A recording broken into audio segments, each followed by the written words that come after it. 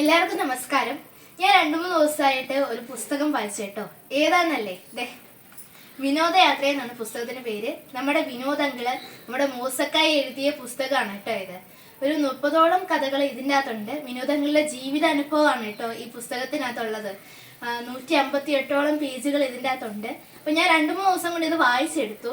ശരിക്കും പറഞ്ഞു കഴിഞ്ഞാൽ ഞാനിവിടെ കട്ടപ്പനയിലെ മാതൃഭൂമി ഓഫീസിൽ പോയായിരുന്നു. അപ്പൊ നമ്മുടെ മാതൃഭൂമി ഓഫീസിൽ പോയി കഴിഞ്ഞാൽ ഇത് കിട്ടും കേട്ടോ. ഞാൻ അന്ന് അവിടെ ചെന്നപ്പോൾ ഈ പുസ്തകം ഇല്ലായിരുന്നു. എനിക്ക് ഒത്തിരി സങ്കടമായിപ്പോയി. എനിക്ക് ഒത്തിരി ആഗ്രഹം ഉണ്ടായിരുന്നു ഇത് വായിക്കാൻ. അപ്പൊ അങ്ങനെ ഇരിക്കെ നമ്മുടെ വിനോദങ്ങളെ എന്നെ ഒരു ദിവസം വിളിച്ചു.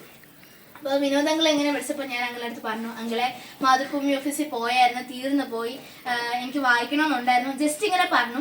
അപ്പോൾ ഒരു 2 ദിവസം കഴിഞ്ഞപ്പോഴത്തേക്കും വിനോദങ്ങളിൽ ഒരു കൊറിയർ വന്നു കേട്ടോ. അപ്പോൾ എനിക്ക് എന്താണെന്നറിയാൻ ഭയങ്കര ആകാംക്ഷയിലിരിക്കുകയായിരുന്നു. അപ്പോൾ ഈ പുസ്തകമാണ് കേട്ടോ, എനിക്ക് ഒത്തിരി ഇഷ്ടപ്പെട്ടു.